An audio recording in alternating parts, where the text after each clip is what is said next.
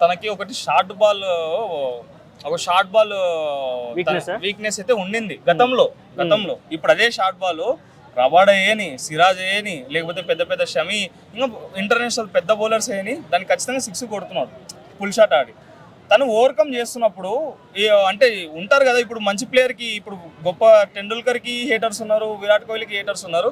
ఇప్పుడు శ్రేయస్ అయ్యర్ని కూడా, అంటే శ్రేయస్ అయ్యర్ని ఎందుకు ఆడిపియాలరా నాయన, ఇట్లా వీళ్ళు విజయ్ శంకర్ అప్పట్లో అమ్మట్రాయిని పక్క కూర్చోబెట్టుకొని విజయ్ శంకర్ తీసుకొని వచ్చినట్టు ఇప్పుడు అదేది మన శ్రేయస్ అయ్యర్ని పక్క కూర్చోబెట్టుకొని ఇంకో ప్లేయర్కి ఎవరికైనా అవకాశం ఇవ్వచ్చు కదా.